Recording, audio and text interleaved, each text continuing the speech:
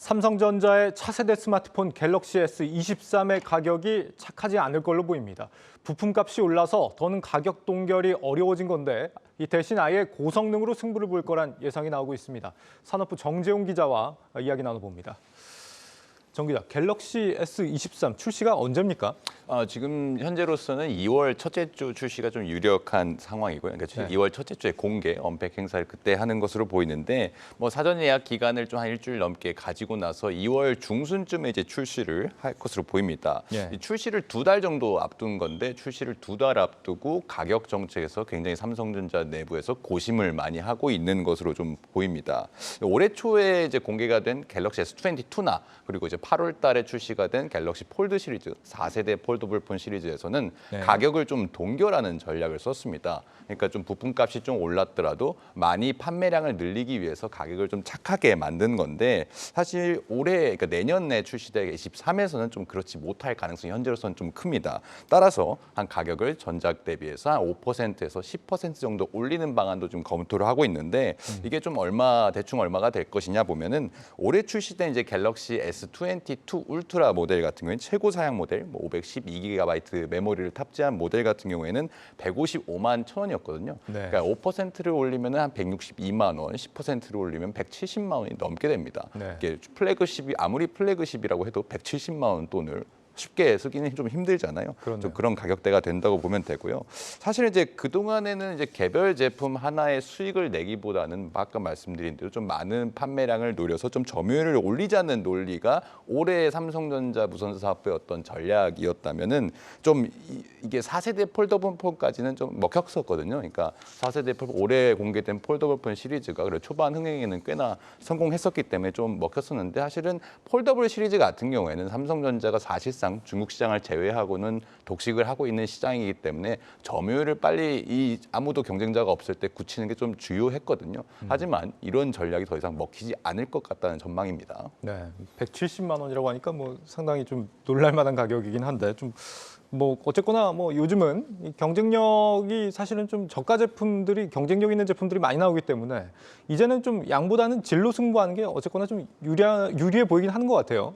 그렇습니다. 이제 딱 사례가 있죠. 지난 이제 애플의 아이폰 14 시리즈에서 우리가 그 사례를 좀 볼 수가 있었는데 그 당시에 애플이 총 네 가지의 시리즈를 준비했습니다. 하지만 이제 고가 모델의 프로와 프로 맥스에 자신들의 최신의 칩셋인 A16 바이오닉 칩을 넣어줬죠. 그러면서 이제 아예 이제 최저가 모델은 단종까지 할 정도로 좀 안 팔렸었고 프로와 프로 맥스 모델은 아직도 지금 신청해도 지금 또 폭스콘 사태 때문에 공급난에 시달리고 있잖아요.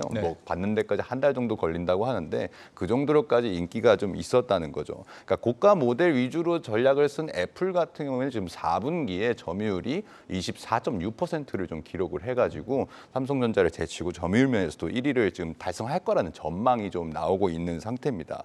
삼성전자가 이를 그냥 바라만 보고만 있지는 않을 거잖아요. 이 전략, 애플의 전략을 좀 참고할 것으로 보이는데 따라서 프리미엄에 좀 더 방점을 찍을 거라는 그런 예상을 할 수가 있습니다.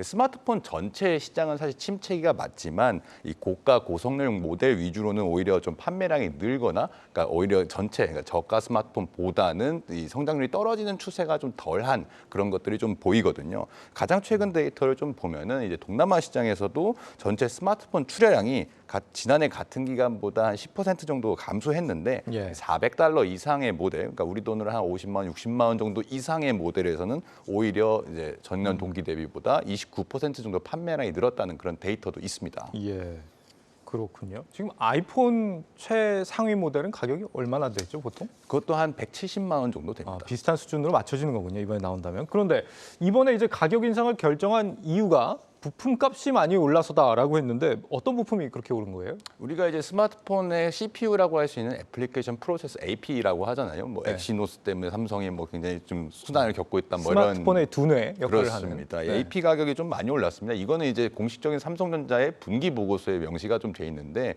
그러니까 올해 3분기 보고서를 보면 전년 대비해서 80%가 가격이 올랐다라고 돼 있습니다. 네. 이거의 이제 원인은 사실 AP 자체가 성능이 올라가면서 어느 정도 좀 가격이 올라간 것도 있지만 사실 우리가 반도체 수급난이 한동안 계속 됐었잖아요. 근데 이제 메모리 반도체 같은 경우에는 좀 공급이 많이 늘면서 이种수급난이 많이 해소가 됐는데 이 AP 같은 경우에는 시스템 반도체이기 때문에 수급난이 아직까지도 그렇게까지 해소가 되진 않았습니다.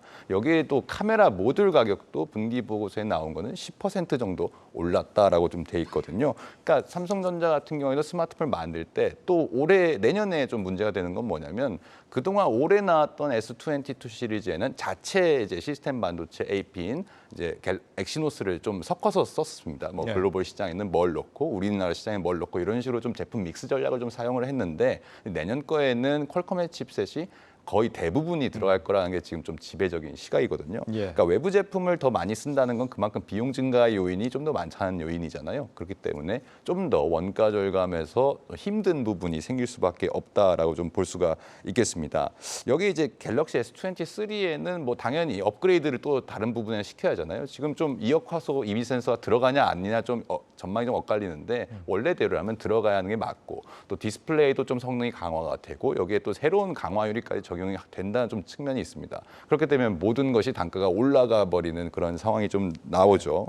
그렇기 때문에 불가피하다면 이런저런 이제 원가가 오르는 것을 피할 수가 없다면 제대로 된 그러니까 고성능의 고가의 프리미엄 전략을 좀 써야 한다는데 전문가 의견을 좀 한번 들어보시죠.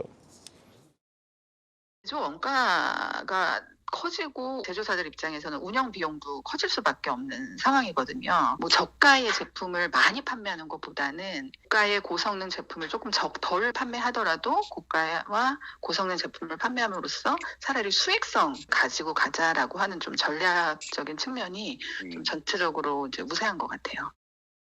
또 지금 문제가 가장 큰 건 뭐냐면은 삼성전자의 반도체 수익이 4분기에 영업이익이 뭐 전분기 대비 반토막 나고 전체 영업이익도 지난해 전년 동기 대비해서는 반토막이 나게 돼 있습니다. 지금 6조 9천억 정도가 지금 예상이 되는데 문제는 내년 2분기까지 이거보다 영업이익이 더 적어진다는 것입니다. 그러니까 반도체에서 지금 힘을 못 쓰게 되는데 그렇다면 어디서 수익성을 좀 가져와야 하냐. 가전도 내년에는 지금 상황이 좋지는 않습니다. 예. 그럼 남은 희망은 스마트폰밖에 없는데 어느 때보다 좀 스마트폰의 가격 전략이 좀 중요한 시점이다. 이렇게 바라볼 수가 있거든요. 마침 이제 오늘부터 삼성전자가 이제 글로벌 전략회의를 시작을 합니다. 이제 임원 인사를 다 단행을 하고 조직 개편 이후에 이제 글로벌 전략회의를 오늘 이제 수원에서 시작을 하는데 오늘 이제 스마트폰 담당은 MX 사업부가 이제 시작을 하는 거거든요. 여기서 좀 심도 깊은 이런 가격 우리가 지금까지 얘기했던 가격 정책까지 좀 전략적으로 논의가 시작될 것으로 전망이 됩니다. 네, 가격이 오른 만큼 성능도 확실히 개선된다는 걸 알 수 있는데 사실 뭐 2억 화소랑 1억